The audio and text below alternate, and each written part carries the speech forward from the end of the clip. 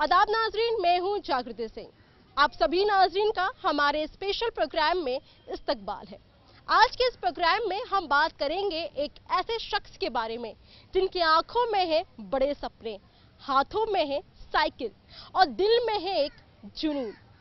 हम बात कर रहे हैं एक यूपी के लखनऊ की जगह के एक ऐसे शख्स के बारे में जिनकी आंखों में इतने बड़े सपने हैं कि वो पूरा करने के लिए यूपी से निकल पड़े हैं और आ पहुंचे हैं दिल्ली। उनका सपना इतना बड़ा है कि वो मुल्क के अलग अलग राज्यों में जाकर अपने सपना को पूरा करना चाहते हैं। क्या है सपने? उनका सपना है मुल्क के हर एक उन बच्चों के बीच में शिक्षा के प्रति जागरूकता फैलाना जो शायद अब तक शिक्षा से वंचित है। ऐसे बच्चे जो कम उम्र में पढ़ाई नहीं कर पाते, उन्हें दुकानों पे अलग अलग जगहों पे काम करना पड़ता है। ऐसे बच्चे जो कम उम्र में कूड़े का काम करते हैं, घरों में सफाइयों का काम करते हैं, ऐसे बच्चों को डॉक्टर, इंजीनियर और जज बनाने का सपना लेकर निकले हैं आदित्य कुमार।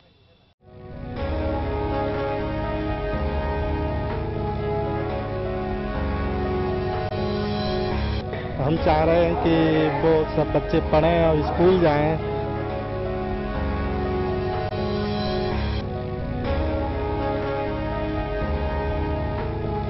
वर्ल्ड लिपिका बुक में मेरा नाम है, गोल्डन बुक का वर्ल्ड रिकॉर्ड है।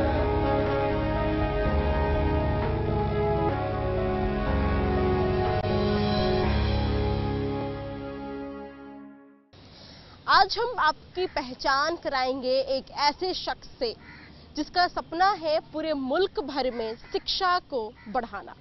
शिक्षा एक ऐसी चीज है जिसके अंतर्गत कोई उम्र की बंदिशें नहीं होती। कोई उम्र हो, कोई भी शख्स हो, कोई भी शिक्षा ले सकता है। और इस मुहिम को लेकर चल पड़े हैं लखनऊ के आदित्य कुमार। आइए हम उनसे बातचीत करते हैं और उनसे हम जानते हैं कि आखिर क्या वजह है कि वो इस मुहिम को इतने बड़े पैमाने पर लेके जा रहे हैं और उनका आगे का लक्ष्य क्या है।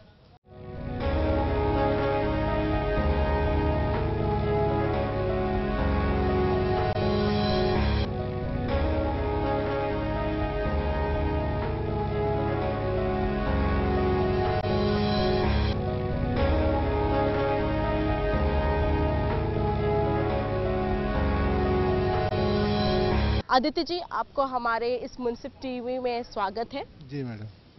अगर देखा जाए, आप लखनऊ के रहने वाले हैं और वहाँ से ही आपने शुरुआत की, बच्चों को पढ़ाने का शुरुआत किया, तो क्या लक्ष्य रहा?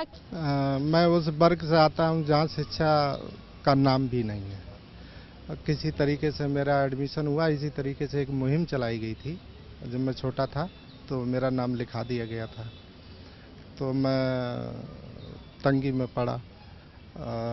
जब मैं तंगी में पड़ा, दुनियादारी देखी और दुनियादारी देखते देखते मेहनत मजदूरी करके, और मेरे पिताजी मजदूरी करते थे, और अंधविश्वास, छुआछूत, ये सब मैंने नर्क देखा पूरा, है ना। उसमें भी मेरी भी पढ़ाई में विवधान आए। मेरे माँ बाप को लोगों ने कहा मजदूरी कराइए। मजदूरी क्यों पढ़ा रहे हैं, कौन कलेक्टर बना पढ़ करके, और पढ़ाई लिखाई से क्या होगा। इस तरीके से बड़ा मजबूर किया गया। लेकिन मेरे माँ बाप ने मजबूर तो नहीं, वो क्या नाम, शिक्षा तो बंद नहीं की और सुविधाएं भी नहीं दे पाई। बंद भी नहीं किया, रोका भी नहीं, और सुविधाएं भी नहीं दे पाए। तो वो मेरा चलता रहा चलता रहा चलता रहा। जब मैंने देखा कि दुनियादारी में मुझे इतना ज्ञान हुआ कि दुनिया बहुत बड़ी है और जिसके पास जितनी शिक्षा है वो उतना ही बड़ा व्यक्ति है, खुशहाल ज़िंदगी जी रहा है। तो मैंने सोचा क्यों ना शिक्षा वहाँ दी जाए जहाँ हमारे जैसे लोग हैं। आपने अपनी ज़िंदगी से जुड़े तंगी की बात करी कि आपने ऐसा माहौल देखा था, आपको वैसी शिक्षा नहीं मिली जिसकी वजह से आपको ये प्रेरणा मिली। ज़रा अपनी फैमिली के बारे में बताएं। आप कितने भाई बहन हैं, किस गांव से, क्योंकि यूपी में किस गांव से आप ताल्लुक रखते हैं, कैसा माहौल था वहाँ पे, शिक्षा को लेकर कितना जागरूकता थी उस गांव में, और आपके जो माता पिता थे उन्होंने आपको कितना सहयोग दिया, क्या काम करते थे? जरा विस्तार से बताएं अपनी फैमिली के बारे में। मैं डिस्ट्रिक्ट फरुखाबाद, मेरा थाना मोहम्मदाबाद पड़ता है, गांव वहीं सलेमपुर है। मैं वहीं का रहने वाला हूँ। मेरा गांव बहुत पिछड़ा हुआ है, तो एक तरफ पूरा गांव जो है हमारा, उसमें दलित रहते हैं सभी, जिनके घर भी नहीं है। और शिक्षा तो जानते ही नहीं शिक्षा क्या होती है। और दुर्भाग्य आज भी है। आज मैं जब जाता हूँ तो देखते हैं कि मेरा पूरा गांव दारू पी रहा है, शराब पी रहा है। आज भी वही हालत है। और शिक्षा से बिल्कुल ध्यान हटा हुआ, सब नशा करते हैं। मेरे पिताजी मजदूरी करते थे और घर पर तो था नहीं बिल्कुल। तो मैंने खाने पीने को भी नहीं था, जैसे तैसे किसी तरीके से मैंने शिक्षा की वहाँ से। फिर उसके बाद मैं कानपुर आ गया। कानपुर जब मैंने बीएससी की तो वहाँ ट्यूशन पढ़ा करके बच्चों को, और रोड पे वहाँ भी रहना होता था क्योंकि किराए पर मकान ले नहीं सकते थे, कमरा। तो रोड पर जब रहते थे तो वहाँ एक टीचर थे, वो पोस्टर लगाते नज़र पड़ी उनकी, तो मैं भी उनके पोस्टर लगवाने लगा। तो उनसे दोस्ती हो गई। उन्होंने पूछा तो उन्हें लगा ये लड़का बढ़ना चाह रहा है, तो वो हमें बुला ले गए। फिर उन्होंने कोचिंग में रखा और उन्होंने अपना आशीर्वाद भी दिया कि तुम्हारा सपना हम पूरा करेंगे, जितना चाहो उतना पढ़ो। फिर मैं कोचिंग में रहता था, वहीं पढ़ते थे, उनकी सेवा करते थे। इस तरीके से मैंने जैसे तैसे बीएससी की और मुझे लगा कि मैं ज़िंदगी में कुछ भी कर सकता हूँ। बिजनेस हायर लेवल पर, सर्विस तो सर्विस। तो मैंने डिसाइड किया कि हम अपने जैसे ही बच्चे पढ़ाएंगे। ट्यूशन ऑलरेडी पढ़ाते थे, उसमें हमारी तारीफ भी होती थी। तो मैंने वैसे ही बच्चों को पढ़ाना चालू कर दिया। ऑलरेडी मैंने बताया है कि फिर घर में विरोध पैदा हुआ। मेरे भाई जो थे कानपुर में सर्विस करते थे, उनसे लड़ाई हुई।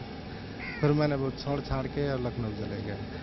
वहाँ बहुत सपोर्ट मिला। आज की डेट में हमारे पास करीब 5500 बच्चे हैं जो पढ़ रहे हैं और करीब 150 शिक्षक हैं जो इस मुहिम को एक छोर पर वो चला रहे हैं। वहाँ पर हमको फ्री कर दिया है कि शिक्षा की जागरूकता फैलाने के लिए आप भारत भ्रमण करिए।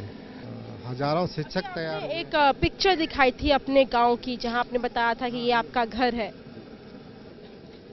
तो इस तस्वीर में आप देख सकते हैं कि ये आदित्य कुमार का घर है। ये घर यूपी में है और ये आदित्य कुमार की माताजी हैं।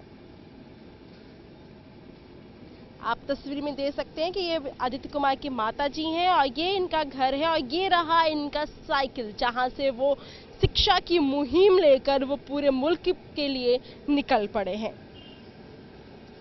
तो आदित्य जी, जैसे कि आपने बताया कि काफ़ी तंगी के साथ आपकी ज़िंदगी रही, शिक्षा भी काफ़ी जैसे तैसे ट्यूशन पढ़ा के आपने बीएससी किया। अपनी फैमिली के बारे में बताएं। आपके पिताजी क्या करते थे, माताजी क्या करती थी, आप लोग भाई बहन कितने थे, उस तरीके से ज़रा हमें बताएं। हम 5 भाई बहन हैं। सबसे बड़ी मेरी सिस्टर हैं और उनसे छोटे भाई हैं। तो वो भी, उनकी भी शिक्षा ज़्यादा नहीं है, तो वो प्राइवेट नर्सिंग होम में ओटी असिस्टेंट उसका जॉब करते हैं। और फिर उनसे छोटे हम हैं।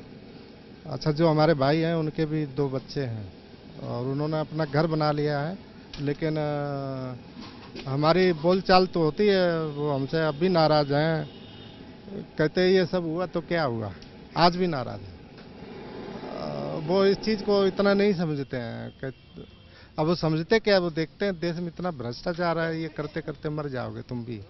उन्होंने हमें इस लिस्ट में डाल दिया। और पिताजी हमारे भाई के पास में रह रहे हैं, वो करीब 100 साल हो गए हैं। वो बड़ा खुश हैं। वो इस बात से खुश हैं कि मेरा एक बच्चा है वो देश के लिए काम कर रहा है। वो मजदूरी करते थे मैडम, हमारे पास खेत भी नहीं था तो मजदूरी करते थे।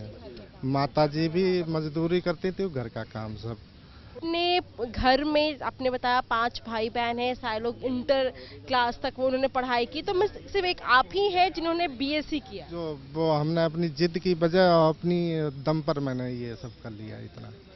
अब जैसे कि आपने बताया कि आपकी भाई कहते हैं कि भ्रष्टाचार इतना फैला हुआ है, आप भी इसमें सम्मिलित हो जाओगे, जिंदगी तुम्हारी निकल जाएगी, अब तुम्हारा जो सपना है वो पूरा नहीं हो पाएगा इस भ्रष्टाचार की वजह से।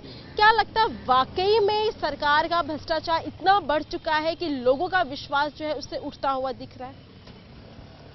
बिल्कुल मैडम, अब तो मैंने बड़ा गहराई से देखा है गांव-गांव आकर के। और जब मैं बिल्कुल ही पर्सनलाइज हो जाता हूं तो व्यक्ति बड़ा दुखी है, बहुत ज़्यादा। अपनी बात भी पूरी नहीं कह सकता है और उसमें इज्जत और सम्मान है। व्यक्ति अपना देखता है कि प्रेस्टीज की बात है, अगर हम ये कहेंगे इतनी तंगी तो लोग क्या कहेंगे, लेकिन वो घुट-घुट के जीवन जी रहे हैं। नहीं, आपकी नज़र से, क्योंकि आप इतना बड़ा काम कर रहे हैं, आपको कई अवार्ड्स भी मिल चुके हैं इस काम के लिए और इसके लिए काफ़ी प्रशंसा भी आपको मिल चुकी है।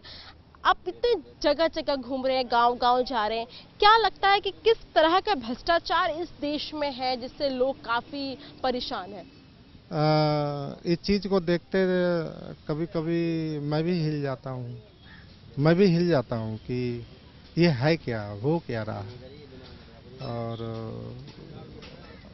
जो मैं ये कर रहा हूँ तो सभी लोग प्रशंसा करते हैं, लेकिन फिर भी लोग शक की नज़र से देखते हैं कि ये क्या नया फंडा बना रखा है। हो सकता है ये कुछ हमसे मांगे, हो सकता है, तो शक की नज़र से देखते हैं। तो बहुत परेशानी है और भ्रष्टाचार ऐसे ख़त्म नहीं होगा उसका, क्योंकि जो शासन व्यवस्था है ना वो बिल्कुल है ही नहीं, नाम मात्र की। तो जैसे यहाँ आदित्य कुमार जी का कहना था कि जिस तरीके से ये समाज सेवा से जुड़े, इससे कहीं ना कहीं इनके परिवार इनसे नाखुश नजर आ रहे हैं। उनका कहना था कि भ्रष्टाचार जिस तरीके से मुल्क में लिप्त है, इससे कहीं ना कहीं इनका सपना अधूरा रह जाएगा। लेकिन इसके बावजूद आदित्य कुमार का जो सपना है वो आज भी जिद के तौर पर है, क्योंकि जैसे कि इन्होंने कहा कि इन्होंने जिद के तौर पर बीएससी इन्होंने पास किया, जो कि अपने पूरी फैमिली में सबसे ज़्यादा पढ़े लिखे शख्स हम कह सकते हैं कि ये है।